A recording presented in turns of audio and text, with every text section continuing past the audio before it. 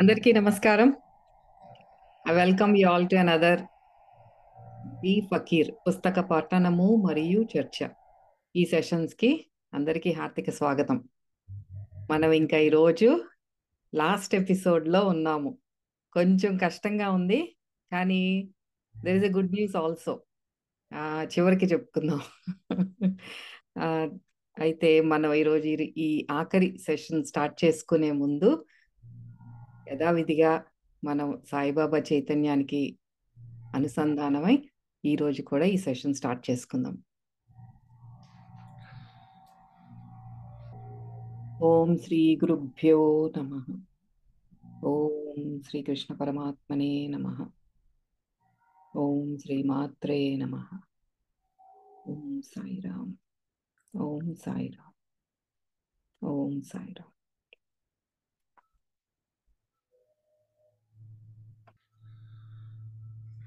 ఈ యొక్క quick recap చెప్పుకుందాము. Last ఎపిసోడ్లో ఏం జరిగింది అనేది. బాబా హీలర్స్ని, ఈ మాధ్యమంగా పనిచేసి ఇంకొకరిని హీల్ చేయాలి అనుకునే వాళ్ళని ఇంకొంచెం మళ్ళీ ఒకసారి గుర్తు చేశారు. ఆ ఇన్స్ట్రక్షన్స్ ఏంటి, ఏం ఫాలో అవ్వాలి. మీరు మీ అహాన్ని పక్కన పెట్టండి, మీ ఎమోషన్స్ని పక్కన పెట్టండి. అలా ఉంటేనే ఒక హాలో ట్యూబ్ లాగా ఉంటేనే నా ద్వారా ఆ ఎనర్జీ అనేది ఎవరైతే మీ దగ్గరికి వస్తున్నారో, మీరు హీల్ చేయాలనుకుంటున్నారో వాళ్ళకి ఎనర్జీ అందుతుంది. లేకపోతే దాని ఎఫెక్ట్స్ చాలా తీవ్రంగా ఉంటాయి ఒక్కొక్కసారి. ఎందుకంటే మన దగ్గరికి ఒకళ్ళు వచ్చి ఏదన్నా కష్టాన్ని చెప్పుకున్నప్పుడు అది మనం ఎమోషన్ అయినప్పుడు మనం దాన్ని అబ్జార్బ్ చేస్తాము. ఆ కనెక్షన్ తెలియాలి మనకి పూర్తిగా. ఆ భగవంతుడితో అనుసంధానమై ఉన్నప్పుడు మాత్రమే అసలు ఈ ప్రక్రియ అనేది మొదలు పెట్టుకోవాలి. అలాగే ఇది మనకి కూడా మెడిటేషన్ చేసే వాళ్ళకి, ఎస్పెషల్లీ ఈ ధ్యాన మార్గంలోకి వచ్చిన వాళ్ళకి చాలా మంది ఫోన్లు చేయటం కానీ అంటే చెప్పుకుంటారు, అదేం తప్పేం కాదు. కాకపోతే ఎవరైతే వింటున్నారో వాళ్ళకు కూడా నాట్ జస్ట్ హీలర్స్ అంటే అదొక డెఫినెట్ గా అదొక ప్రొఫెషన్ లాగా ఎంచుకున్న వాళ్ళు ఉంటారు. మా ఈ స్పిరిచువల్ పాత్ లోకి వచ్చినప్పుడు కొద్దిగా హెల్ప్ చేద్దామన్న ఆసక్తి కూడా పెరుగుతుంది డెఫినెట్ గా. ఎస్పెషల్లీ ఇనిషియల్ స్టేజెస్ లో ఎక్కువ ఉంటుంది. వీళ్ళకి కూడా ధ్యాన మార్గం ఏంటో చూపిద్దాం, నేను తెలుసుకున్నది వాళ్ళకి చెప్దాం అనుకున్నప్పుడు అదే క్రమంలో మన దగ్గరికి రావటం కానీ, వాళ్ళ కష్టాలు చెప్పుకోవటం కానీ, దానికి మనకేంటంటే we are not ready for it. మనకి ఇదంతా జ్ఞానం లేదు ఎలా ఉండాలి అనేది. సో ఆరా క్లోజింగ్ కానీ, విన్నప్పుడు మన మానసిక స్థితిని మనం ఎలా అడ్జస్ట్ చేసుకోవాలి, ఇవన్నీ మనకి తెలియని పరంలో ఏమవుతుందంటే అది మనం అబ్జార్బ్ చేసుకోవటం, అది రోజంతా కూడా మన మీద మన ప్రభావం చూపటం, ఒక్కొక్కసారి దాని తీవ్రత కొన్ని రోజుల వరకు కొనసాగుతుంది. అది ఇక్కడ కూర్చున్న నాకు శిరీషకి ఇద్దరికి అనుభవపూర్వకంగా జరిగిందే. ఎస్పెషల్లీ డల్ అయిపోతుంది రోజంతా కూడా. మనం ఏదైనా చేస్తున్నప్పుడు అసలు ఈ నాలెడ్జ్ ఏది లేకపోయినా సరే మన ఫ్రెండ్స్ ఎవరన్నా మనకి ఫోన్ చేసి కొంచెం కష్టం చెప్పుకున్నప్పుడు ఆ రోజంతా దాని గురించి ఆలోచనలు రావటం, ఇదంతా కూడా మామూలుగా కూడా జరుగుతుంది జస్ట్ యాజ్ ఎ లే పర్సన్. ఈ ఆధ్యాత్మిక మార్గంలో వచ్చినప్పుడు దాని కొద్దిగా ఆ నాలెడ్జ్ పెరుగుతూ ఉంటుంది. ఎస్పెషల్లీ ఈ నెక్ అండ్ ఈ షోల్డర్ దగ్గర ఎక్కువ పెయిన్ ఫీల్ అవ్వటం ఇలాంటివి ఎక్కువ జరుగుతూ ఉంటాయి. సో అందరం జాగ్రత్తగా ఉండాలి. అది మన ఎమోషన్స్ అనేది పక్కన పెట్టేసి వాళ్ళకి ఏదన్నా కొద్దిగా ఒక రికమెండేషన్, ఈ సజెషన్ నేను ఇస్తున్నాను, నాకు ఇది పనిచేసింది అని కానీ, లేకపోతే పలానా గురువు దగ్గరికి వెళ్ళు వాళ్ళు నీకు హెల్ప్ చేస్తారని, అంతవరకే. కానీ ఎమోషన్స్ అనేవి మనం అంత బ్యాలెన్స్డ్ గా ఉంచుకోవాలి. అదే బాబా చెప్పారు రుద్రాకి. ఇక్కడ రెండు సినారియోస్ మనకి లాస్ట్ ఎపిసోడ్ లో చెప్పారు. ఒకటి హోషికి, ఆయనకి యాంగ్జైటీ వచ్చేసి ఆ సిమ్టమ్స్ అన్ని కూడా ఒక పానిక్ అటాక్ లాగా కళ్ళు తిరిగి పడిపోవటం ఇవన్నీ జరుగుతూ ఉన్నప్పుడు రుద్ర అంటే బాబా రుద్ర ద్వారా తనకి ఒక రెమెడీ, దాని నుంచి ఎట్లా బయటికి రావాలి, నీ శ్వాస గతి తప్పుతోంది కాబట్టే అలా జరుగుతోంది అని చెప్పినప్పుడు ముందు నమ్మడు.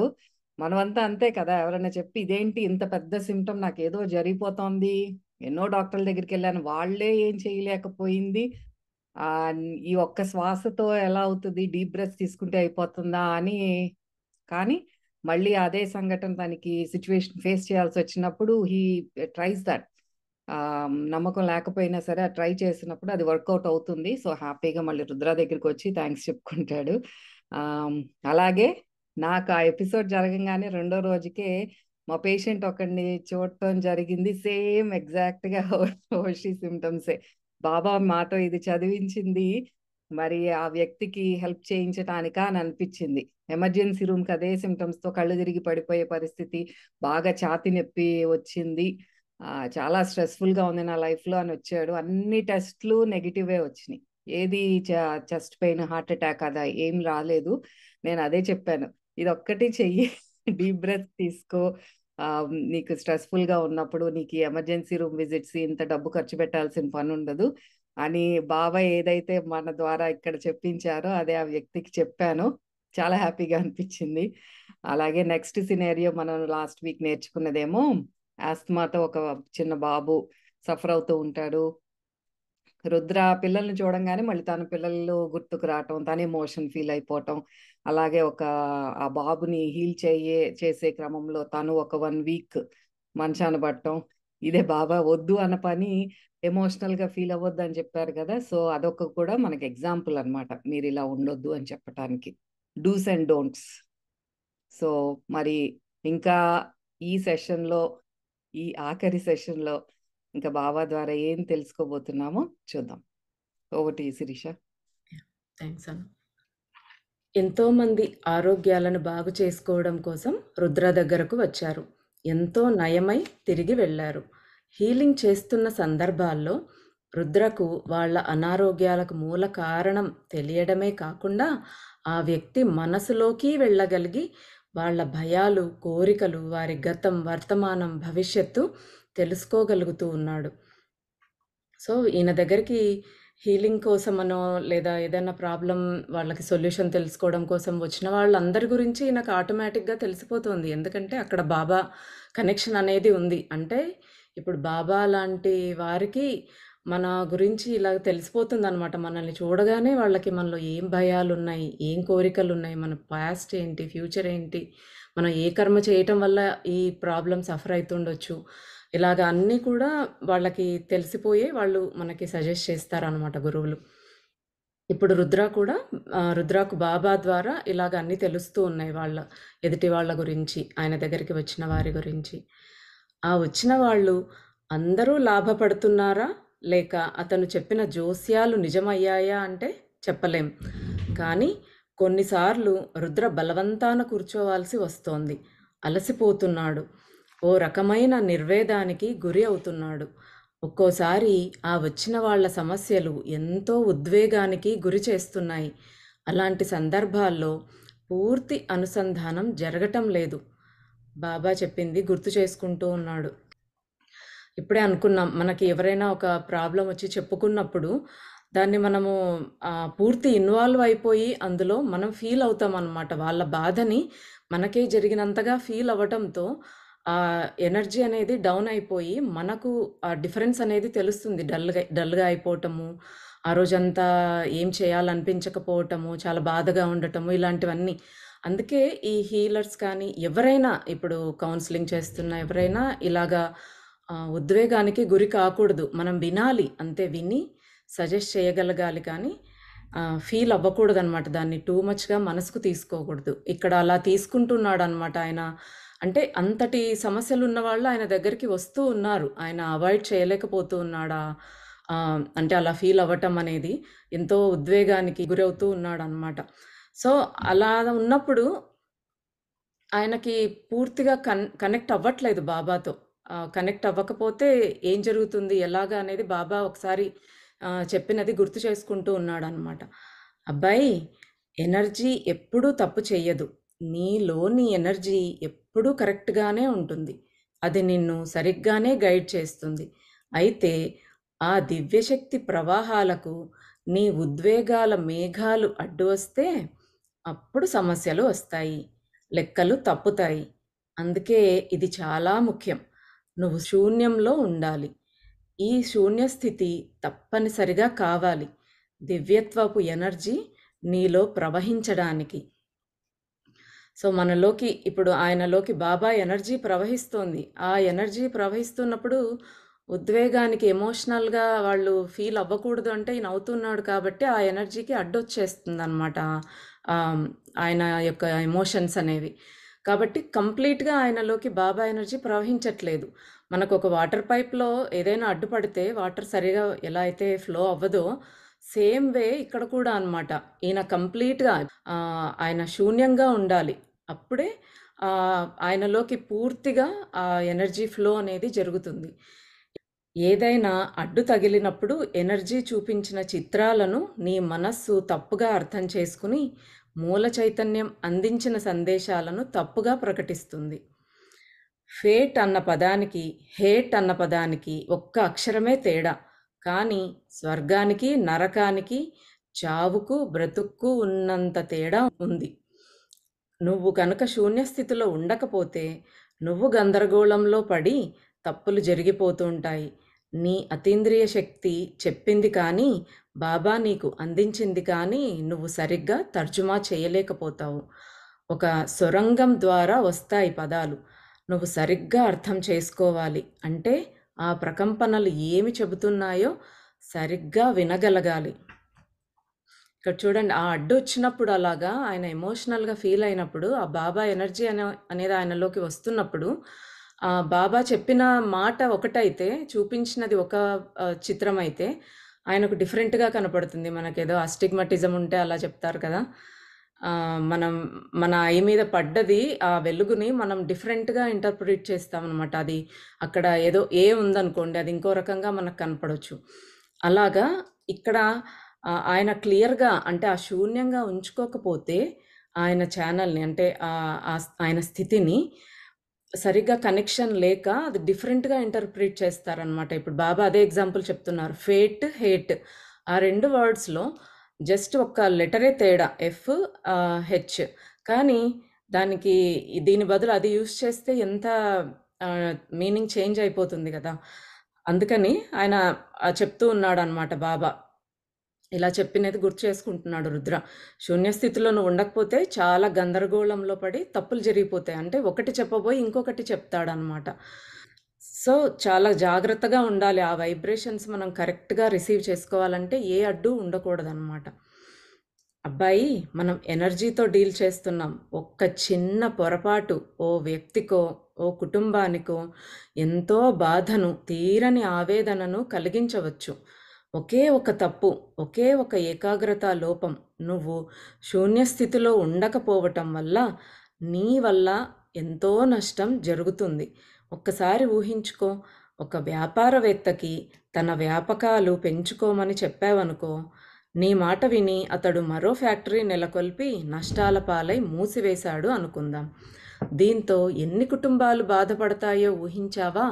నువ్వు లెక్క తప్పటం వల్ల ఎన్నో కొత్తగా చేరిన ఉద్యోగస్తుల కుటుంబాలే కాకుండా అతను కూడా తన పాత వ్యాపారాన్ని కూడా మూసివేయవలసి రావచ్చు. ఇక్కడ బాబా మళ్ళీ ఇంకొక ఎగ్జాంపుల్ చెప్తున్నారు. ఎనర్జీతో డీల్ చేసేటప్పుడు ఎంత జాగ్రత్తగా ఉండాలి అని చెప్పటానికి ఆ ఎగ్జాంపుల్ చెప్తున్నారనమాట.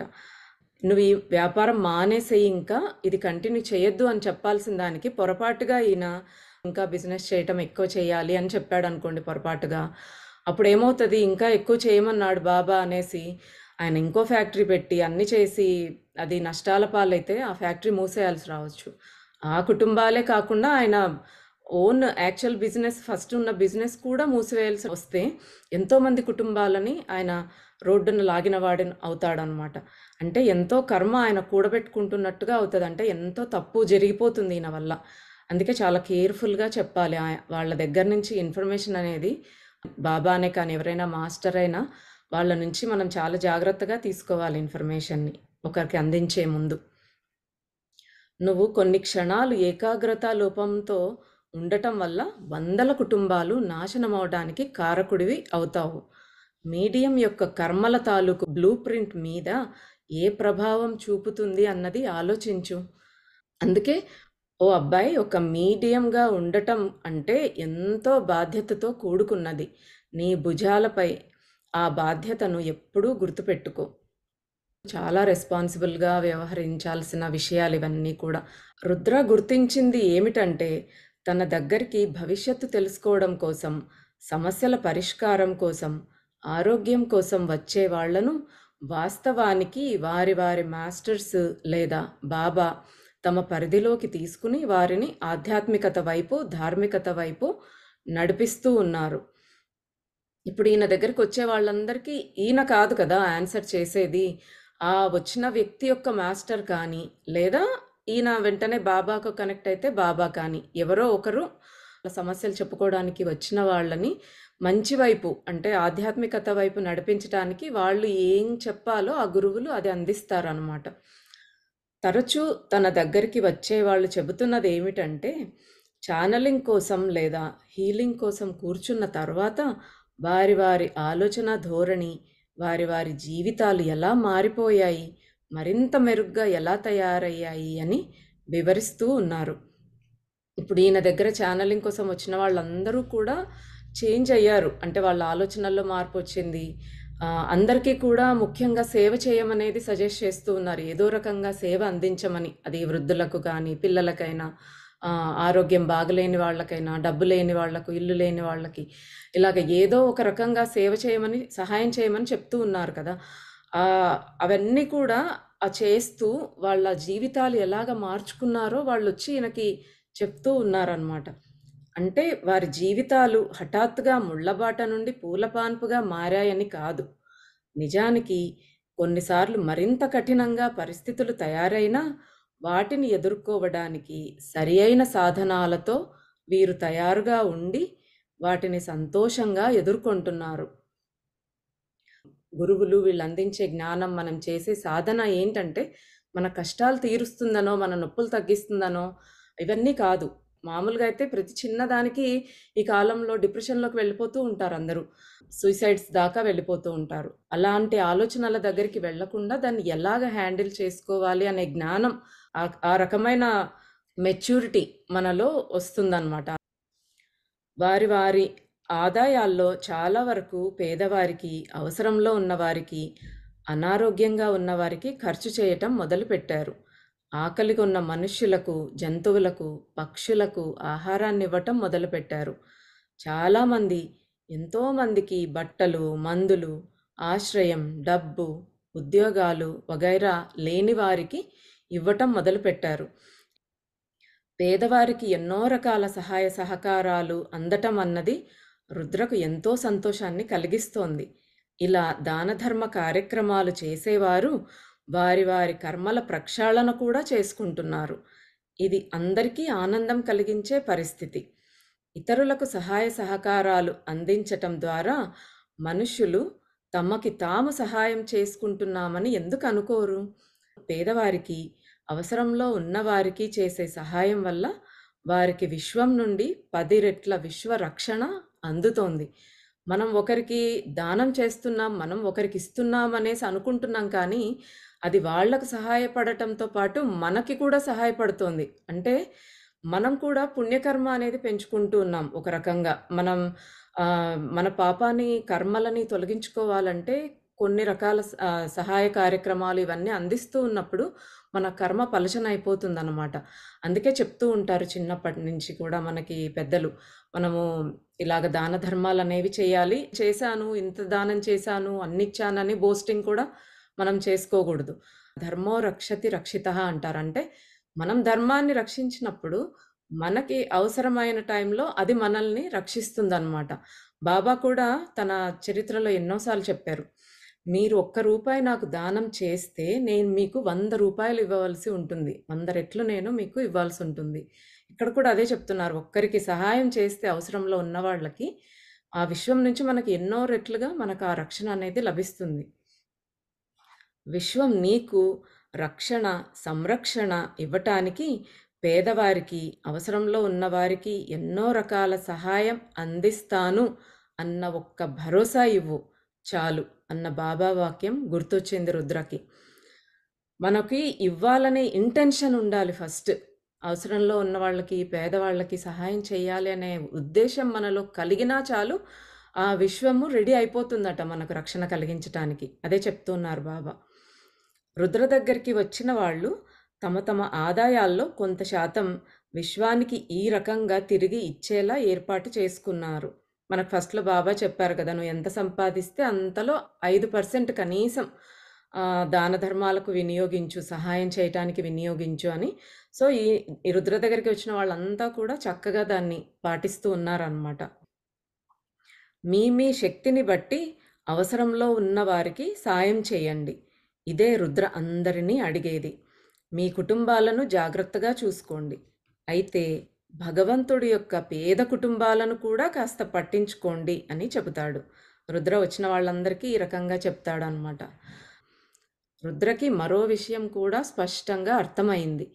మాస్టర్స్ ఎవరినైతే నిజంగా ప్రేమిస్తారో వాళ్ళు చాలా గొప్ప బాధాకరమైన పరిస్థితులలో సాగాల్సి ఉంటుంది. తన వాళ్ళుగా ఎవరినైతే మాస్టర్ ఎంపిక చేసుకుని ఉంటాడో వారి వారి కర్మల అకౌంట్‌ను క్లియర్ చేయాలనుకుంటాడు. లేక ఆ వ్యక్తులు మోస్తున్న కర్మ భారాల్ని క్లీన్ చేయాలనుకుంటాడు. లేక ఆ వ్యక్తుల కర్మ శేషాల్ని పూర్తి చేయాలనుకుంటాడు. తద్వారా ఆ వ్యక్తులను ఆత్మతలంలో తనతో పాటే ఉంచుకోవాలనుకుంటాడు. అప్పుడు ఆ వ్యక్తులు చాలా తీవ్రమైన కష్టకాలాన్ని, అడ్డంకులను ఎదుర్కోవాల్సి వస్తుంది. మనం ఎంతో మందిని చూస్తూ ఉంటాం భక్తులని. ఎస్పెషల్లీ ఇప్పుడు భక్త తుకారాం లాంటి వాళ్ళనే చూసుకోండి ఎగ్జాంపుల్. ఎన్నో కష్టాలు పడ్డాడు. తినడానికి లేక వాళ్ళ భార్య సాధిస్తూ ఉంటుంది. ఆయనేమో కొంచెం పైసలొచ్చినా ఎవరో ఒకరికి సహాయం చేయటానికి ఇచ్చేస్తూ ఉంటాడు. ఏ రోజు తన కోసం అన్నట్టుగా ఆలోచించడు. అంటే అంత కష్టాల్లో ఎందుకుంటారు? అంత భక్తులు కదా! మరి భగవంతుడు ఎందుకు చూసుకోడు అంటే, అలాగ సహాయం చేసే వాళ్ళ అంటే భగవంతుడికి ఇష్టం. మనం పుట్టేదే మెయిన్‌గా కర్మలు క్లీన్ చేసుకోవటానికే కదా! మన ఏ కర్మలున్నాయి దాంట్లో కాస్త ప్రారబ్ధ కర్మగా కొంచెం తెచ్చుకుంటాం. ఓకే. ఈ జన్మకి ఇంత అనుభవించాలి. అది క్లియర్ చేసేసుకోవాలి అన్నట్టు. సో, ఆ కర్మలన్నీ క్లీన్ చేసేసుకోవాలి అంటే మనం ఆ కష్టాలు అనుభవించాలి. పుణ్యకర్మ అనుభవించాలంటే సుఖాలు అనుభవిస్తాం. పాపకర్మ అనుభవించాలంటే కష్టాలు. ఏదైనా ఇప్పుడు పుణ్యకర్మ అంటే బంగారు సంకెళ్ళు, పాపకర్మ అంటే ఇనుప సంకెళ్ళు. అంతే ఏదైనా సంకెళ్ళే. మనం భూమి మీదకి ఇంక రాకుండా ఉండాలి అంటే ఫస్ట్ కర్మని క్లియర్ చేసుకోవాలి. ఇలాగా భగవంతుడికి ఇష్టమైన వాళ్ళకి ఎందుకు కష్టాలొస్తాయి అంటే, ఆ కర్మలన్నీ క్లీన్ చేసేస్తే తన దగ్గరికి త్వరగా చేరుకుంటాడు ఆ భక్తుడు అన్నట్టు వాళ్ళకి ఎన్నో కష్టాలిస్తాడనమాట. ఎన్నో అడ్డంకులు, చాలా కష్టకాలాన్ని ఎదుర్కొంటారు వాళ్ళు. చెప్తూ ఉంటారు. విష్ణువు ఫస్ట్ భక్తుల దగ్గర అంతా లాగేసుకుని, అయినా కూడా ఏమీ లేకపోయినా తను ఎంత భక్తితో ఉన్నాడు. స్టిల్ ఇంకా భగవంతుడిని నిందించకుండా ఆయన మీదే నమ్మకంతో ఉన్నాడా అనేది టెస్ట్ చేస్తాడట. తర్వాత బాగా ఇస్తాడని జెప్తారు. అదే శివుడు ఫస్ట్ తన భక్తులకు అన్నీ ఇస్తాడు. అంత ధనము అన్నీ ఇచ్చినా కూడా మనకు గర్వం రాకుండా స్టిల్ మనం ఆయననే నమ్ముకుని ఆయనకు కంప్లీట్‌గా శరణాగతిలో ఉన్నామా లేదా టెస్ట్ చేసి అప్పుడు ఇంక మనల్ని తీసుకొని వెళ్తాడు. అన్నీ తీసేస్తాడు అన్నట్టుగా అలా చెప్తూ ఉంటారనమాట. సో, ఒక్కొక్కరిది ఒక్కొక్క విధానం. బావుంది. Thank you Sirisha. యాహ్! ఇయన్నీ కొంచెం జాగ్రత్తగా మనం అర్థం చేసుకోవాలి. బాబా చెప్పేది ఈ కర్మలు ఇవన్నీ కూడా మనల్ని మన ద్వారా ఈ సహాయం అందించండి పేదలకి ఇవన్నీ చెప్పేది కూడా ఇప్పుడు శిరీష చెప్పినట్టు లోపల మళ్ళీ ఓహో! నేనిచ్చాను గదా! రూ. 10 ఇచ్చాను బాబా నాకు రూ. 100 ఇస్తారా లేదా అని అకౌంట్ చెక్ చేసుకోవటం కాదు. అట్లా కాదు మనం చేసేది. పరిశుద్ధంగా అంటే నాకది చెయ్యాలనిపిస్తోంది కాబట్టి చేస్తున్నాను. ఆ సహాయం ఎవరైనా పర్లేదు. ఒక జీవి ఏదైనా మన కళ్ళ ముందు కష్టపడుతోంది. ఒక పక్షి అయ్యుండొచ్చు. ఒక మొక్కకి నీళ్లు పోయటం అయినా అయ్యుండొచ్చు. అయ్యో! ఎండిపోతాంది అని. ఏ చిన్న యాక్షన్ అయినా సరే మన లోపల మానసిక స్థితి ఎలా ఉంది? ఎంత శుద్ధమైన ఒక ప్యూర్ థాట్‌తో మనం చేస్తున్నాము అనేదే విశ్వం చూసేది. ఆహ్, ఎటువంటి అహం కానీ, ఎటువంటి ఎక్స్‌పెక్టేషన్స్ కానీ లేనిది చేసినప్పుడే మనం ఆటోమేటిక్‌గా ఇప్పుడు బాబా చెప్పేది అదే. మీకు ఇన్ రిటర్న్ వస్తుంది. మీకు తెలియకుండానే అవన్నీ కూడా కాస్మిక్ లెవెల్‌లో జరుగుతూ ఉంటాయి. ఇదంతా మనల్నెప్పుడు నిత్యం గమనిస్తూ, వాచ్ చేస్తూనే ఉంటారు. ఎవరు అంటే ఆ దివ్యాత్మలు అని చెప్తున్నారు. అదే కదా! మనలో కూడా ప్రవహిస్తున్నది అదే. ప్రతి శ్వాసలోనూ ఉన్నది ఆ దివ్య చైతన్యమే. అవన్నీ మనం మనతో పాటు మళ్ళీ తీసుకెళ్తూ ఉంటాము. ఇయన్నీ జరుగుతూ ఉంటాయి. ఆహ్, బాబా అందరూ మనకి హెల్ప్ చేయటానికే ట్రై చేస్తారు. మన సాధన కూడా మనం వెరీ ఇంపార్టెంట్. సాధన అంటే మన ప్యూరిఫికేషన్ ప్రాసెస్ ఎంత ప్యూరిఫై అవుతూ ఉంటే మనకి వాళ్ళ నుంచి వచ్చే సహాయం కూడా అంత బాగా అందుతుంది అన్నమాట. అయితే నెక్స్ట్ ఏంటో చూద్దాం. అబ్బాయి, అసలు సంగతి చెప్పనా? పరిశుద్ధమైన బంగారం కావాలనుకుంటే దాన్ని మరింతగా అగ్నిలో కాల్చాలి. మరే విధంగానూ అంత పరిశుద్ధమైన బంగారాన్ని పొందలేం. పరిశుద్ధమైన నీటిని తాగాలనుకుంటే దాన్ని కూడా బావిని మొత్తంగా ఉడికించాలి. ఈ పద్ధతి సౌకర్యంగా ఉండదని నాకు తెలుసబ్బాయి. కానీ ప్రతిదీ దాని స్వంత అగ్నిలో కాలాల్సిందే. ఇక్కడ చూసారా, స్వంత అగ్ని. Underline that. అప్పుడే శుభ్రంగా, స్వచ్ఛంగా, పరిశుద్ధంగా తయారవుతుంది. ఏంటి బాబా చెప్తున్నారు? బాగా కాల్చాలి, వేయించాలి అంటే ఏంటి దాంటి అంటే మనలో అంత అగ్ని, ఆ యోగాగ్ని అనేది, అదే సొంత అగ్ని అనేది ఏంటి అంటే we have to ignite that fire with in our cells. మనకి ఆ నిత్య ఆ క్రియ ద్వారా, ప్రాణాయామ ప్రక్రియ ద్వారా ఏం జరుగుతోంది అంటే లోపల యోగాగ్ని మనలో ఆ అగ్ని అనేది రిలీజ్ అవుతుంది విత్ దాట్ ప్రక్రియ. దాంట్లోనే మనం అంతా కూడా ఈ కర్మలన్నీ కూడా శుద్ధి చేయబడటం జరుగుతుంది. మానసిక శుద్ధి కానీ, థాట్స్ అన్నీ కూడా క్లియర్గా వస్తాయి. పూర్వజన్మ కర్మలు క్లియర్ అవుతూ వస్తూ ఉంటాయి. అప్పుడే మనం స్వచ్ఛంగా, పరిశుద్ధంగా తయారవుతాం అంటున్నారు. మనకి బాగా దెబ్బలు ఇంకా చాలా ఉన్నాయి. సొంత దెబ్బలు. ఒక్కొక్క పరిస్థితి, మనం ఎదుర్కొనే పరిస్థితి, మన స్థితి ఎలా ఉంది అనేది చెప్తుంది. ఆ వచ్చే స్థితి మన స్థితిని చెప్తుంది. దాన్ని మనం ఎలా హ్యాండిల్ చేస్తున్నాం అనేది. అదే మన ప్రోగ్రెషన్కి ఏంటంటే ఒక క్విజ్ ఆర్ టెస్ట్ లాంటిది. ఏదో కబుర్లు చెప్తున్నారు, బాగానే ఉంది, చూద్దాం ఏం చేస్తున్నారు అన్నట్టు మన ముందే ఒక టెస్ట్ వస్తుంది, తెలిసిపోతుంది. ఇద్దరు పిల్లలు మట్టిలో, మురికిలో ఆటలాడుకుంటున్నారని అనుకో. ఇద్దరు దెబ్బలు తగిలించుకున్నారనుకో.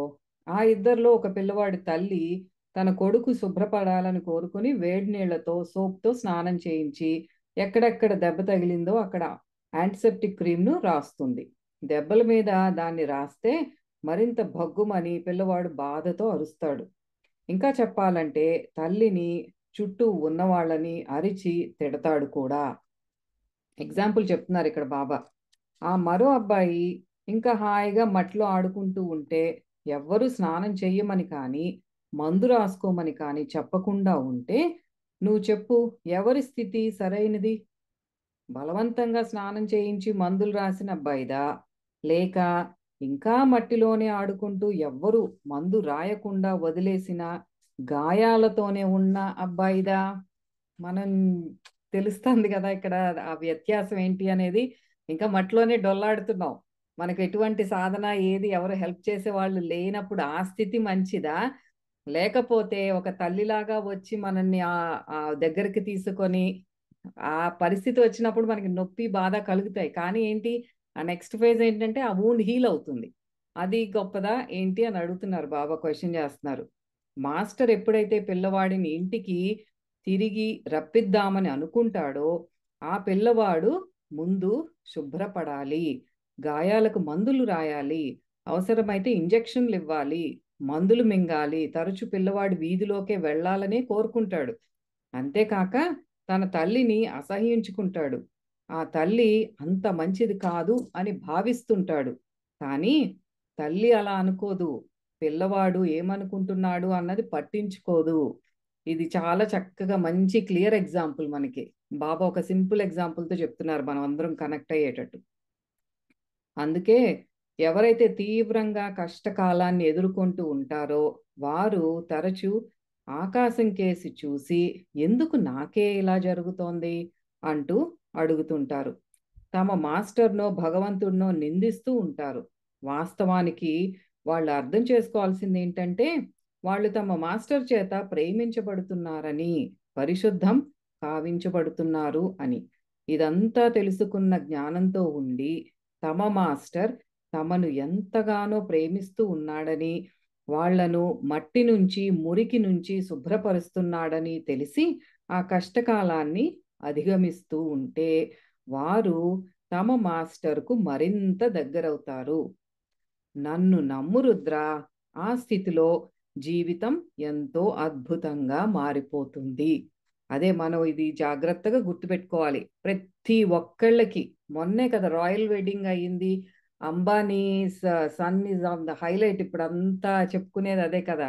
అంత మల్టీ బిలియనియర్ టాప్ 10 ర్యాంక్ లో ఉన్న వాళ్ళకి కూడా చూసారు ఎంత కష్టం. ఇప్పుడు కొడుకుకి చిన్నప్పటి నుంచి అనారోగ్యంతో ఉన్నారు. మరి డబ్బుతోనే అంత ఏదైనా జరిగిపోతుంది అంటే వై వాజంట్ హీల్డ్ యట్? అది అందరం గమనించుకోవాలి. ఎంత అంబానీ అయినా అడుక్కునే వాళ్ళైనా కర్మ సిద్ధాంతానికి అతీతులు కారు. ఎవరైనా సరే ఆ భగవంతుడి ముందు ఒక చిన్న ఇసుక రేణువు మాత్రమే. మనం ఈ లిమిటెడ్ మైండ్ సెట్ తో ఒకళ్ళని గొప్పగా చూస్తాము, ఒకళ్ళు చిన్న చూపు చూస్తాము. కానీ ఆ మైండ్ సెట్ మార్చుకోవాలి మనం. ఈ ఆధ్యాత్మిక జ్ఞానం మనకి అందుకే పనికి రావాలి. మనకి ఏ పరిస్థితి వచ్చినా సరే అది ఒక క్లీనింగ్ ప్రాసెస్, ఒక చర్నింగ్ జరుగుతోంది. ఆ సముద్ర మథనం జరిగినప్పుడే, ఆ చిలికి చిలికి చిలికి చిలికి జరిగినప్పుడే ఎక్కడ జరుగుతోంది సముద్ర మథనం అంటే బయట ఎక్కడో కాదు, మన స్పైనల్ కార్డ్ లో, మన సుషుమ్నా మార్గంలో.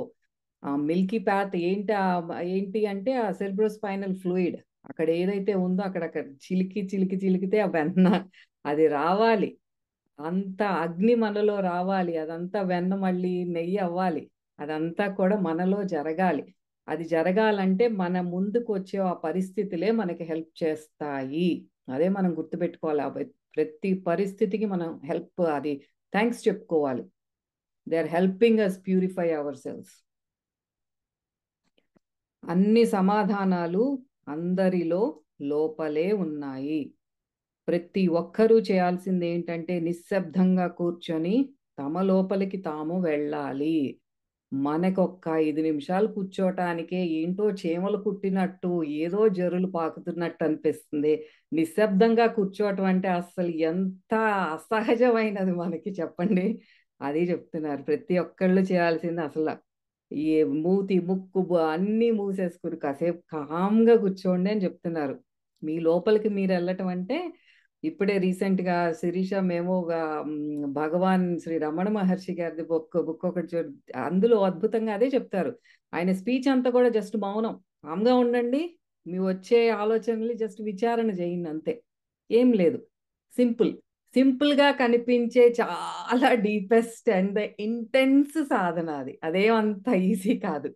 కూర్చొని ఒక ఆలోచన వచ్చినప్పుడు దాన్ని క్యాచ్ చేసేసి ఆ మస్కిటో నెట్ తో అన్ని స్టార్ట్ చేసేసారు. స్టార్ట్ చేయమని చెప్తున్నారు. ఇక్కడ బాబా కూడా అదే చెప్తున్నారు.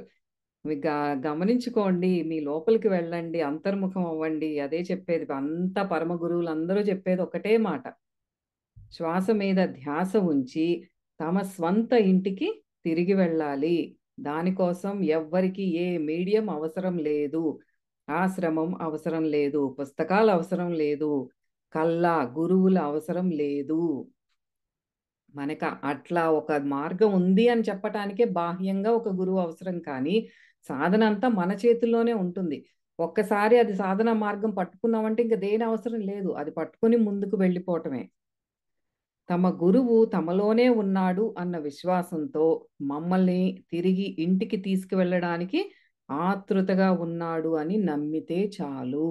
అదే మన శ్వాసలో ప్రవహించే ఆ ప్రాణశక్తి, మన మనస్సు, ఇవే అసలైన నిజమైన గురువులు. దాన్ని పట్టుకొని ఇంకా మనకు ఆతృతతో మనం ఎంత అయితే ఇంటెన్స్ గా సాధన చేస్తామో ఆ ఇంటెన్సిటీని బట్టే భగవంతుడు కూడా, ఆయన కూడా అంతే ఆత్రంగా మనల్ని ఆయన దగ్గరికి తీసుకోవటానికి ఎదురు చూస్తూ ఉంటారని చెప్తున్నారు. అదే ఇక్కడ బాబా చెప్పేది. హాయిగా కూర్చుని కళ్ళు మూసుకొని అన్ని ఆలోచనలు వదిలివేసి నీ మనస్సును నెమ్మదిగా నీ శ్వాస మీద కేంద్రీకరించాలి. అప్పుడు గమనిస్తే నీ శ్వాసే నువ్వుగా మారిపోయి ఉంటావు. Be in the now moment. మళ్ళీ టువర్డ్స్ ద ఎండ్ కూడా బాబా మనకి అదే గుర్తు చేస్తున్నారు. ఏం సాధన చెయ్యాలి అనేది చెప్తున్నారు. ఇది ఊరిని ఈ చెవులో నుంచి ఈ చెవులోకి, అంటే మధ్యలో ఒక బ్రెయిన్ అనేది ఉంది కదా, దానికి పంపిద్దాం. పంపించి మెమరీలో పెట్టుకొని రోజు ప్రాక్టీస్లో పెడదాం. అప్పుడు గమనిస్తే నీ శ్వాసే నువ్వుగా మారిపోయి ఉంటావు. ఆపై నీ శ్వాస ద్వారా ఓ పవిత్రత, ఓ ఏకాంతం, ఓ ప్రశాంతత, ఆధ్యాత్మికత, సాధువులు, ద్రష్టలు ఉన్న అద్భుతమైన చోటికి నువ్వు చేరుతావు. నీ అన్ని సమాధానాలు నీలోనే ఉన్నాయి అబ్బాయి, బయట కాదు. ఆరాలను, చక్రాలను, కొత్త యుగాన్ని, పిరమిడ్లను, టారెట్స్, బొమ్మలున్న టారెట్స్ అంటే అయ్యే బొమ్మలున్న ఆట ముక్కల ద్వారా భవిష్యత్తు తెలిపే పద్ధతి, అంటే జాతకాలు చెప్పేది. నీ ఛానలింగ్ను అన్నిటినీ మర్చిపో. అన్నిటికీ మూలమైన ఏమీ లేనితనం, శూన్యం, స్టిల్నెస్, వాయిడ్, ఈ మాటలు ఎన్ని రకాలుగా మార్చినా సరే ఆ గ్యాప్లోకి దాంతో అనుసంధానం అవ్వు అని చెప్తున్నారు. ఆ శ్వాస తీసుకునేటప్పుడు కూడా అదొక డీప్ మొమెంట్ ఆఫ్ నౌ. అంటే ఏం చెప్తున్నారు బాబా, శూన్యంతో అనుసంధానము శ్వాసతో పాటు ఉండి శూన్యంలోకి వెళ్ళు అని చెప్తున్నారు. ఇప్పుడు మనం శ్వాసించేటప్పుడు ఆ లోపలికి తీసుకునే శ్వాసకి బయటికి వదిలే శ్వాసకి కొద్దిగా గ్యాప్ వస్తుంది ఇమ్మీడియట్గా ఆ యూటర్న్ తిరిగేటప్పుడు. ఆ స్పాట్ ఆ గ్యాప్ని పట్టుకో, ఆ స్ప్లిట్ సెకండ్ గ్యాప్ని, ఆ గ్యాప్లోకి వెళ్ళు, ఆ గ్యాప్ని ఎక్స్పాండ్ చేయి. అదే వాయిడ్, అదే స్టిల్నెస్ అంటే దాంతో అనుసంధానం అవ్వు అని చెప్తున్నారు. ఆ శూన్యంలో నువ్వు సృష్టికర్తను కనుగొంటావు. అతను ఆ ఏమీ లేనితనంలో నుంచి అన్నింటినీ సృష్టిస్తాడు. అందుకే నువ్వు అతన్ని చేరుకోవాలంటే ఆ శూన్యాన్ని చేరుకోవాలి. ఆ సృష్టికర్త ఈ పరిశుద్ధమైన దాన్ని ఓ భ్రమల జలతారులాంటి అర్థం లేని దానితో కప్పి మనల్ని అందులోకి లాగివేస్తాడు.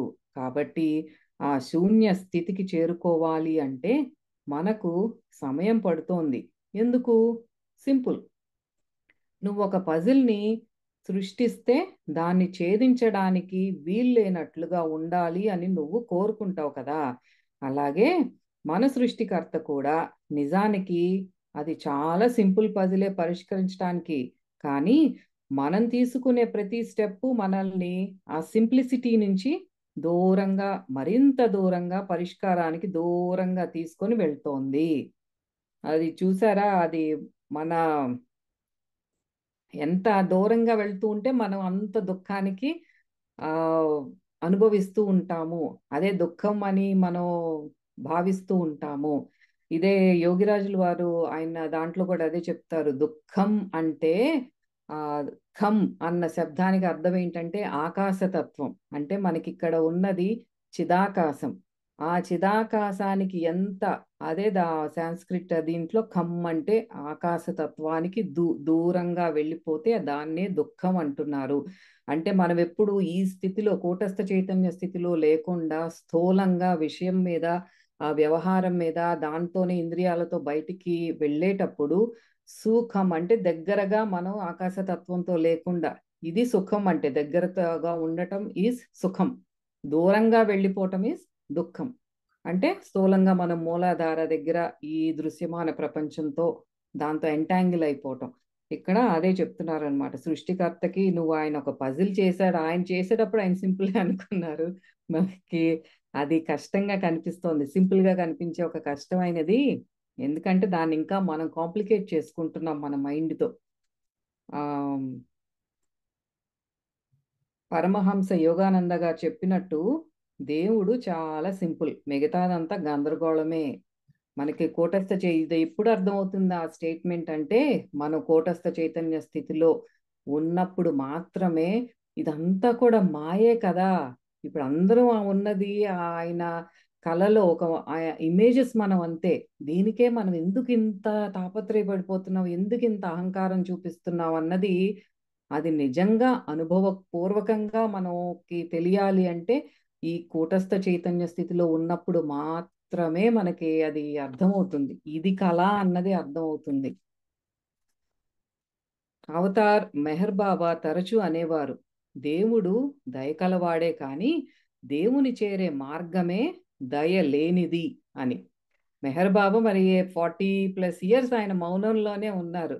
ఆయన అదే చెప్పారంట, దేవుడు దయగలవాడే కానీ ఆ చేరే మార్గమే దయలేనిది. అంటే ఇప్పుడు చెప్పారు కదా బాబా, బంగారం బాగా కాలిస్తే గానీ ఆ ప్యూరిఫికేషన్ జరగదు, భగవంతుడికి దగ్గర అవ్వదు అన్నట్టు మరి ఆ మార్గం కష్టంగానే అనిపిస్తుంది. అబ్బాయి, సింప్లిసిటీ, పరిశుద్ధతల ద్వారా నువ్వు దేవుడివే అవుతావు. మరొకటి కూడా గుర్తుంచుకో, ధ్యానం, ప్రార్థనల ద్వారా వ్యక్తి పెండింగ్లో ఉన్న కర్మలను దగ్ధం చేసుకుంటాడు. అంతేకాకుండా అవి తన చుట్టూ ఓ రక్షణ వలయాన్ని సృష్టిస్తాయి. దాంతో తన సమస్యల నుంచి బయటపడగలుగుతాడు, లేదా వాటిని ఎదుర్కోవడానికి కావలసిన బలాన్ని, జ్ఞానాన్ని, అంగీకారాన్ని పొందుతాడు. జీవితంలో ఎవరైనా సరే ప్రార్థన, ధ్యానం, పరిశుద్ధంగా ఉండటం, దయ కలిగి పేదవారికి సాయపడటం వగైరా చెయ్యాలి. వీటి ద్వారానే తన కర్మ రుణాలను తీర్చేసుకుంటాడు. మాస్టర్కు సంపూర్ణ శరణాగతి అవ్వటం ద్వారానే అతడు భగవంతునిలో ఐక్యం అవుతాడు. ఎంత ఇవ్వగలిగితే అంత ఇవ్వు, ఇవ్వు, ఇవ్వు. ఏది ఎంత ఇవ్వగలిగితే అది అంత ఇవ్వు. ఇది మరీ మరీ నొక్కి చెప్తున్నారు బాబా.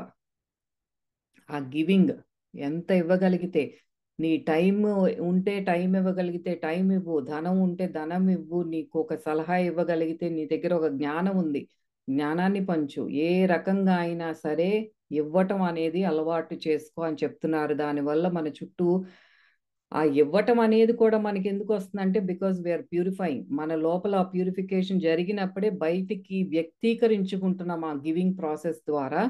అండ్ దాని ద్వారా మనలో చుట్టూతా ఆరా అనేది, మ్యాగ్నెటిక్ ఫీల్డ్ అనేది ఎక్స్పాండ్ అవుతూ ఉంటుంది, కర్మలు దగ్ధమవుతూ ఉంటాయి. ఇవన్నీ కూడా చెప్తున్నారు. దీనివల్ల మనకి జరిగే ఉపయోగాలు అన్నీ కూడా బాగా ఎక్స్ప్లెయిన్ చేస్తున్నారు. సో దీని తర్వాత ఓవర్ టు యు శిరీష. 9 వారాలు గడిచిపోయాయి. జనవరి మధ్యకాలం, చలికాలం నెమ్మదిగా తన ఉనికిని చాటుకుంటోంది. ఉదయాలు, రాత్రిళ్ళు ఆహ్లాదంగా ఉంటున్నాయి. మధ్యాహ్నాలు మాత్రం వేడిగానే ఉంటున్నాయి. రుద్ర వరండాలోని సోఫాలో పడుకుని ఆకాశం కేసి చూస్తున్నాడు. లెక్క పెట్టలేనన్ని నక్షత్రాలు మెరుస్తున్నాయి. ఎక్కడి నుండో ఒక క్రికెట్ పురుగు, క్రికెట్స్ అంటాం కదా, మిడత లాంటిది ఒకటే రొద పెడుతోంది. 3 కుక్కలు హాయిగా ఉడికించిన కూరగాయలు మరి తమ ఆహారంలో డిన్నర్ ముగించి రెస్ట్ తీసుకుంటూ ఉన్నాయి. వారానికి 2 సార్లు వాటి కోసం ఫుడ్ తయారు చేసి ఫ్రిడ్జ్లో పెడుతూ ఉంటాడు రుద్ర. వాటికి ఫుడ్ పెట్టడం ద్వారా తన పిల్లలకు దగ్గరైనట్లుగా భావిస్తూ ఉంటాడు రుద్ర. ఇప్పుడు అతనికి అవే ఫ్రెండ్స్ అన్నీ అన్నమాట. రుద్ర కళ్ళు మూసుకుని చిన్నగా మూలుగుతున్నాడు. ఒళ్ళంతా నొప్పులు, తలలో మరీ దారుణమైన బాధ. అయితే ఎనర్జీ ఏమాత్రమూ లేదు. కొన్ని వారాల్లో తాను చనిపోతాడని అనిపిస్తోంది. టైం దగ్గర పడింది అనుకుంటున్నాడు. చావు చల్లదనం అతన్ని ఆవరిస్తోంది. రుద్ర నవ్వుకున్నాడు. తన జీవితం అంతా చనిపోవాలనే తాను కోరుకున్నాడు. ఇప్పుడు చావు దగ్గరవుతూ ఉంటే భూమాతను వదిలి వెళ్ళాలనిపించటం లేదు, లేదా ఇంత త్వరగా చనిపోవాలి అని అనిపించటం లేదు. నవ్వొచ్చింది రుద్రకి. ఆ నవ్వు కూడా బాధాకరంగానే ఉంది. ఈ స్థితి గడిచిపోయి మళ్ళీ ఇదివరకట్లా ఛానలింగ్లో కూర్చుంటాను అనిపిస్తోంది. అలా కూర్చోవటానికి కావలసిన బలం ఎక్కడి నుంచి వస్తోందో, ఎందుకు బలవంతంగా తాను కూర్చుంటున్నాడో తెలియటం లేదు. సోఫాలో లేచి కూర్చున్నాడు. నోటి నిండా, నాలుక మీద, గొంతు మొదట్లో బొబ్బలు వచ్చాయి. అందుకే 3 రోజులుగా ఏ ఆహారమూ తీసుకోవడం లేదు. నీళ్లు మాత్రమే తాగుతున్నాడు. శ్వాస కూడా కష్టంగా తీసుకోవాల్సి వస్తోంది. అతను మీడియంగా, హీలర్గా మారినప్పటి నుండి ప్రతి కణంలో నొప్పి తెలుస్తోంది. తనలో ఏవో పవర్స్ ఉన్నాయి కాబట్టి జనం తన దగ్గరికి వస్తున్నారని రుద్ర భావించటం లేదు. కానీ ఎంతోమంది తమ జీవితాలు మారిపోయాయని, అతని సామీప్యం వల్ల, ప్రార్థనల వల్ల, మార్గదర్శకత్వం వల్ల, పరిష్కారాల వల్ల ఎంతో ఉపశమనం, ఆరోగ్యం పొందాము అని చెబుతూ ఉంటారు. వీటినంతా కొట్టివేస్తూ ఉంటాడు రుద్ర. బాబా ఏం జరగాలని కోరుకుంటున్నాడో తన ద్వారా అది జరుగుతోంది తప్ప తనలో ఏమీ లేదని నమ్ముతూ ఉంటాడు. అదే మెయిన్గా చేయాల్సింది కదా. నేను చేశాను అనేది రాకూడదు. ఆ జనం తన గురించి, తన ఆరోగ్యం గురించి ఏమీ పట్టించుకోరు అని కూడా తెలుసు రుద్రకి. తాను మీడియంగా ఉన్నంత వరకు చావు దగ్గర పడేంత వరకు కూడా వస్తారు అని తెలుసు. అతనికి మనుష్యుల ఉద్వేగాలు, అభద్రతల గురించి బాగా తెలుసు. ఏ కారణం వల్లనో అతనికి మనుష్యులంటే ప్రేమ. బహుశా తనలోని పొరపాట్లు, బలహీనతలు ఇతరుల్లో కూడా చూడగలుగుతున్నాడేమో. ఇందాక ఒక లాస్ట్ సెషన్‌లో బాబు గురించి విన్నాం. ఆస్తమా అని వాళ్ళ తల్లి తీసుకొనొస్తుంది. వాళ్ళ బాబు గుర్తొచ్చి కాస్త ఉద్వేగానికి గురవ్వటం వల్ల, ఆ బాబు అనుభవించాల్సినదంతా తను రుద్ర తీసుకొని అనుభవిస్తాడు. కానీ వాళ్ళ తల్లి అదే వచ్చి చెప్తుంది, "ఓకే. నువ్వు అనుభవించావని నాకు అర్థమవుతోంది" అనేది. ఆయన గురించి ఇంకెవరు పెద్ద ఆలోచించరు. ఆయన అనుభవిస్తున్నాడా, కష్టపడుతున్నాడా అనేది. వాళ్ళొచ్చి వాళ్ళ సమస్య పరిష్కారం అయిందా లేదా అనేదే మనుషుల తత్వమే అది. కానీ ఈయన మాత్రం తనకు వీలైనంత హెల్ప్ చేస్తూనే ఉన్నాడనమాట ఈ స్థితిలో కూడా. ఈ భూమి మీద ఎప్పుడూ తప్పని నియమం ఒకటుంది. ఇక్కడ ఉచిత భోజనాలు లేవు. ఏదో ఒక రకంగా ప్రతి దానికి మూల్యం చెల్లించాల్సిందే. రుద్రకి నవ్వొచ్చింది. మాస్టర్‌తో మాత్రమే ఉచిత భోజనాలు దొరుకుతాయి. గురువుతో మాత్రమే ఏ బంధనాలు లేకుండా ఏమైనా ఆశించవచ్చు. మాస్టర్ నీ నుంచి ఏమీ ఆశించడు. నువ్వు సరి అయిన మార్గంలో నడిచి భగవంతునితో కలిసిపోవాలి. కాకపోతే ఎవరైనా సరే గుర్తుంచుకోవాల్సింది ఏమిటంటే, ఎన్నోసార్లు పడిపోవడాలు, మురికిలో గందరగోళానికి గురి అవ్వటాలు ఉండి, ఎన్నో జన్మలు ఎత్తి సరైన మార్గంలోకి రావడం జరుగుతూ ఉంటుంది. అప్పటిదాకా గురువు పిల్లవాడితో ఉంటాడు. పిల్లవాడు మంచిగా ఇంటికి తిరిగి రావడమే గురువుకు కావాలి. ఇక్కడ ఉచిత భోజనాలు ఏవి దొరకవు అంటే, ప్రతిదీ కూడా మన కర్మపరంగానే ఉంటుంది. మనం ఒక జన్మలో బాగా పెట్టి ఉంటేనే మనకి ఈ జన్మలో ఆహారమైనా, ధనమైనా అనేది మనం అనుభవించగలుగుతామనమాట. ఇక్కడ రూల్ ఏంటంటే ఇస్తేనే వస్తుంది ఏదైనా. మాస్టర్ యొక్క ఉద్దేశ్యం ఏంటి మెయిన్‌గా అంటే, మనల్ని తన దగ్గరికి తీసుకొని వెళ్ళాలి.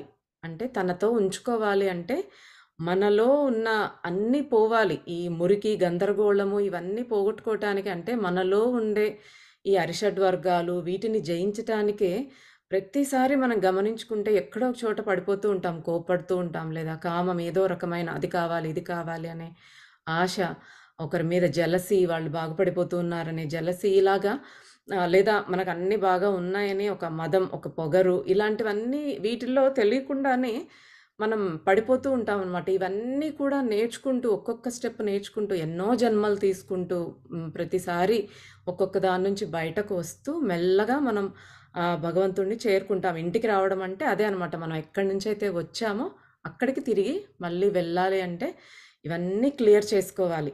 కానీ మనమేంటంటే ముందువి క్లియర్ చేసుకునే బదులు మళ్ళీ ఇప్పుడు కొత్తవి క్రియేట్ చేసుకొని మళ్ళీ మన బ్యాగ్ నించుకొని వెళ్తూ ఉంటాం. సో, ఈ జ్ఞానం ఇవన్నీ మనం తెలుసుకోవటం వల్ల అలాగా ఏది మంచిది, ఏది చెడు అనే జ్ఞానం అనేది మనకు వచ్చి మనం కాస్త ఇంప్రూవ్ అవుతూ ఒక్కొక్కటి తెలుసుకుంటూ, దాటుకుంటూ ముందుకు వెళ్తాం. ఈ ఎన్ని జన్మలు దాటితే కానీ మనం గురువు దగ్గరికి పూర్తిగా వెళ్ళలేం. కానీ మనం తిరిగి రావడమే ఆయన ఎక్స్‌పెక్ట్ చేసేదనమాట.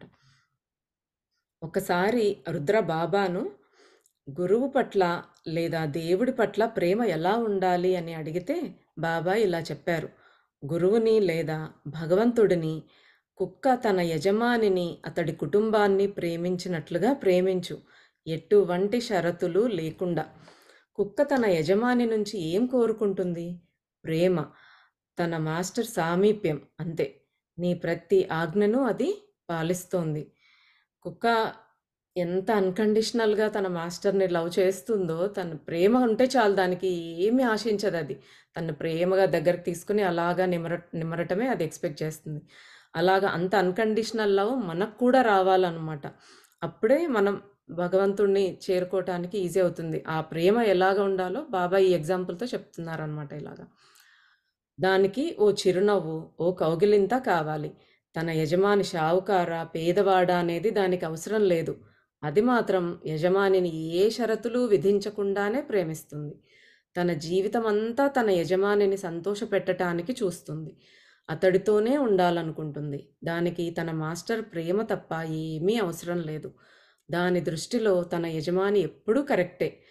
యజమాని దాన్ని కొట్టినా మళ్ళీ 10 నిమిషాల తర్వాత యజమానిని చూసి తోక ఊపుతుంది. అదే శుద్ధ ప్రేమ అంటే. కుక్కలున్న వాళ్ళందరికీ ఇది అనుభవం అయ్యే ఉంటుంది. చిన్నపిల్లలు కూడా అంతే గదా! ఆహ్, బే చిన్న పిల్లలు అంతే. అమ్మ కొట్టినా మళ్ళీ కాసేపటికి వస్తారు మళ్ళీ ప్రేమ అంతే వాళ్ళకి. మానవ జాతి గనుక కుక్క యజమానిని ప్రేమించినట్లు ప్రేమించగలిగితే అబ్బాయి, నన్ను నమ్ము, ఆధ్యాత్మిక సామ్రాజ్యం నీదే అవుతుంది. ఎటువంటి షరతులు విధించకుండా ప్రేమించండి. పూర్తిగా ప్రేమించండి. ప్రేమే మీరుగా మారిపోండి. నీ కుక్క నీకోసం జీవిస్తుంది. నీకోసం మరణిస్తుంది. నువ్వు ఎక్కడికి వెళితే అక్కడకు దాని కళ్ళు అనుసరిస్తాయి. అలాగే నువ్వు గనుక ఇంకా ఇంటికి రాకపోతే నీకోసం దాని కళ్ళు ఎదురు చూస్తాయి. అది తిరిగి నీ ప్రేమను తప్ప మరేమీ ఆశించదు. అలా ప్రేమించాలి ఎవరైనా సరే. ఇక్కడ మనకి ఆహ్, బాబానే కాదు, ఏ గురువుది మనం విన్నా వాళ్ళు చెప్పేది ప్రేమ గురించే. పూర్తిగా ప్రేమ, ప్రేమ అంతే. అంటే ఎదుటి వాళ్ళ మీద ద్వేషం, కోపం, అసహ్యము ఇలాంటివన్నీ మనలో నుంచి పోవాలి. అందరిలోనూ భగవంతుడిని చూసే స్టేజ్ మనలో రావాలి. మన దగ్గర ఉన్నదే ఏదైనా మనం ఇవ్వగలుగుతాం. అంటే మన దగ్గర ప్రేమ ఉండాలి. ఆ ప్రేమ ఉంటేనే మనం ఇవ్వగలుగుతాం. ఆ ప్రేమ ఉండాలి అంటే ఫస్ట్ మనల్ని మనం ప్రేమించుకోవడం కూడా మొదలుపెట్టాలి. మా మీద మాకెందుకు ఇష్టం ఉండదండి అలా చెప్తారు అనుకోవచ్చు. కానీ గమనించుకుంటే నేను ఇలా ఉన్నాను, అలా ఉన్నాను, లావున్నాను, నేను బాలేను, అందంగా లేను, నాకు అది రాదు, ఇది రాదు అనుకుంటూ ఉంటాము. అంటే ఎన్నో రకాలుగా మనకు తెలియకుండానే మనల్ని మనం నిరసిస్తూ ఉంటాం. అలా కాదు. ప్రతిదీ యాక్సెప్ట్ చేయాలి. మనలో ఆ సెల్ఫ్ లవ్ అనేది చాలా ఇంప్రూవ్ చేసుకోవాలి. తర్వాత మనం మన కుటుంబాన్ని, చుట్టూ అందరిని కూడా ప్రేమించగలుగుతాం. ఆ ప్రేమ అనేది బాబా అందరినీ ఎలా అయితే తను ఒకే రకంగా చూడగలడో అలాగా ఆ ప్రేమ మనలో రావాలి. ప్రేమనే మనంగా మారిపోవాలి. మనలో పట్టలేనంత సంతోషం ఎలాగో పట్టలేనంత ప్రేమ ఉండాలి. కుక్కలు మానవ జాతికి ప్రేమను, విశ్వాసాన్ని బోధించటానికే సృష్టించబడ్డాయి. దురదృష్టవశాత్తు కుక్క నుంచి మనిషి నేర్చుకోవటానికి బదులుగా ఈ రోజుల్లో కుక్కలు మనుషుల్లా తయారవుతున్నారు. ప్రపంచ పద్ధతులు విచారంగా అనిపిస్తూ ఉన్నాయి. మనం కుక్కను కూడా అలా తయారు చేస్తున్నామేమో మనం నేర్చుకునేది పోయి. 2 రాత్రుల తర్వాత రుద్ర తన రూమ్‌లో బాధతో మూలుగుతున్నాడు.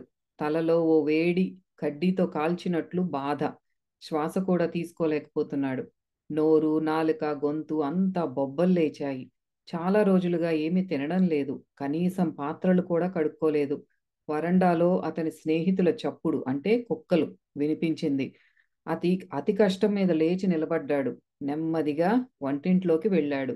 అదృష్టవశాత్తు ఓ గిన్నెలో ఫుడ్ ఉంది. అది చివరి గిన్నె. రేపు వాటికి ఏం పెట్టాలి? ఒక గదిలో నుంచి మరో గదిలోకి నడవటానికే చాలా కష్టంగా ఉంది. ఇంకా మార్కెట్‌కేం వెళ్తాడు? కానీ వెళ్ళాలి. బాబాను గుర్తు చేసుకున్నాడు. పాపం ఇంక తన కండిషన్ క్షీణిస్తోందనమాట. అయితే కుక్కలకి ఎట్లా పెట్టాలి అనుకున్నప్పుడు ఇంక మళ్ళీ ఆ టైంలో బాబాని మళ్ళీ గుర్తు చేసుకున్నాడు. బాబా నాకు బలాన్నివ్వు, లేకపోతే ఈ నా స్నేహితులను చూసుకోవడానికి ఎవరినైనా పంపించు. బాబా, ఈ కుక్కలు ఛానలింగ్ కానీ, హీలింగ్ కానీ, ఎనర్జీ ట్రాన్స్ఫర్ కానీ కోరడం లేదు. జస్ట్ ప్రేమ, ఆహారం కోరుతున్నాయి. రుద్రకి నవ్వొచ్చింది. బాబా తప్పకుండా వినుంటాడు అని అనిపించింది. అంటే తనలో తను ఇలా అనుకొని మళ్ళీ తనకే నవ్వొచ్చిందనమాట. వాళ్ళకి ఏం అక్కర్లేదు. ఈ ఛానలింగు, ఈ మన గందరగోళాలు ఏం అక్కర్లేదు. కొంచెం ఒక ముద్ద పెడితే చాలు, వాటికి ప్రేమ చూపిస్తే చాలు బాబా అని కోరుకుంటున్నాడు. గిన్నెలో ఆహారం వాసన చూసి తర్వాత ఆకలి గుర్తొచ్చింది కానీ తినలేదు. నెమ్మదిగా వరండాలోకి వెళ్ళాడు. వాటి తోకలు హుషారుగా ఊగుతూ రుద్ర చుట్టూ తిరుగుతూ సంతోషంతో మురుగుతూ ఉన్నాయి. రుద్రకి వాటిని చూసి కళ్ళ నిండా నీళ్లొచ్చాయి. ఆహారాన్ని 3 గిన్నెల్లో సర్దాడు. నెమ్మదిగా సోఫాలో కూర్చున్నాడు. బ్లాండీ మామూలుగానే రుద్ర తిను అని చెప్పాలని ఎదురు చూస్తోంది. రుద్రకి మాట్లాడటం కూడా కష్టంగా ఉంది. అందులో ఒకటి ఉంది కదా, చాలా రుద్ర అంటే బాగా ఇష్టం ఆ బ్లాండీకి. అది ఆ మాస్టర్ కమాండ్ వింటే కానీ అది తినదనమాట. ఆ నోటి అంతా కూడా అల్సర్స్ వచ్చేసినాయి రుద్రకి.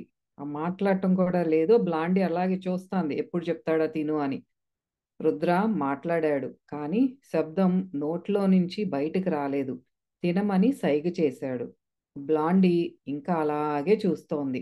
రుద్ర తనలోని బలాన్ని అంతా కూడదీసుకొని లేచి బ్లాండీ గిన్నె దగ్గరికి వెళ్ళి చేతిలో తీసి దాని నోటికి అందించాడు.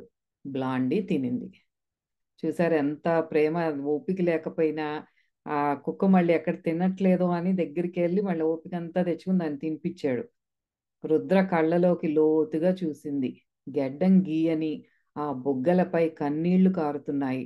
రుద్ర ఆహారం కేసి చూసి మరో ముద్ద తీసి దానికి తినిపించాడు. మళ్ళీ గిన్నె కేసి చూసి తినమని సైగ చేశాడు. నెమ్మదిగా బ్లాండీ తినడం మొదలుపెట్టింది. దానికి కూడా తినాలని లేదు. మిగతా రెండు వాటి ఆహారం తినేసి రుద్ర ప్రక్కన కూర్చున్నాయి. చాలాసేపు రుద్ర ఆ కుక్కలు ఆకాశం కేసి చూస్తూ అక్కడే కూర్చున్నారు. ఈ 3 కుక్కల్లో కూడా చూసారా వ్యత్యాసం చూసారా? బ్లాండీకిను రుద్రాకి ఉన్న ఆ అనుబంధం వేరు. మిగతా 2 కుక్కలు క్వైట్‌గా తినేసినాయి అట ఆహారం ఏదో. కానీ బ్లాండీకి మాత్రం తినబుద్ధి కావట్లేదు తనకి కూడా. ఆ ఎమోషన్స్‌ని అది అబ్జార్బ్ చేస్తోంది రుద్ర లోపల జరిగేది. సముద్రంలోని అలలు వాటి మానానవి రోజులాగే లాలిపాట వినిపిస్తున్నాయి. నెమ్మదిగా రుద్ర 3 దుప్పట్లు తెచ్చి వరండాలో వేశాడు కుక్కల కోసం. బ్లాండీ తన శరీరాన్ని రుద్ర కళ్ళకేసి రుద్దుకుంది. రుద్ర నెమ్మదిగా తన రూంలోకి వెళ్ళిపోయాడు. నూనె దీపాలు వెలుగుతున్నాయి. అంతటా బాబా ప్రకంపనాలు నిండి ఉన్నాయి. నెమ్మదిగా బెడ్ మీద పడుకొని కళ్ళు మూసుకున్నాడు. అది రాత్రా పగలా అన్నది తెలియడం లేదు. నిద్రపోయానా లేదా అన్నదే తెలియడం లేదు. అతనికి తెలుసు అతని టైం అయిపోయింది. పిల్లల్ని చాలా మిస్ అవుతున్నాడు. వాళ్ళ కోసం తపించిపోతున్నాడు. ఒక్కసారి అతని బాల్యం, అతని ఇల్లు, కుటుంబం, స్నేహితులు గుర్తొచ్చారు. అతడు తన పిల్లలతో 11 సంవత్సరాలున్నాడు. తాను ప్రేమించిన అమ్మాయి గుర్తొచ్చింది.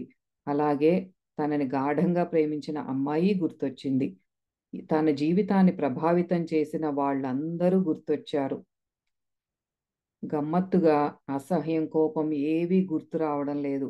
ప్రతి ఒక్కరిని ప్రేమతో తలుచుకుంటున్నాడు. వారికి తన పట్ల గల ప్రేమను గుర్తు చేసుకుంటున్నాడు. తాను ఛానలింగ్ చేసిన అందరూ గుర్తొచ్చారు. అసంకల్పితంగానే బాబాను ప్రార్థించాడు వాళ్ళందరినీ బాగా చూసుకోమని. తన గత జన్మలలో తనకు తెలిసిన వాళ్ళ కోసం, ఈ భౌతిక తలంలో ఉన్నవారి కోసం, ఆత్మతలంలో ఉన్నవారి కోసం, రెంటికి మధ్యన ఉన్నవారి కోసం ప్రార్థన చేశాడు.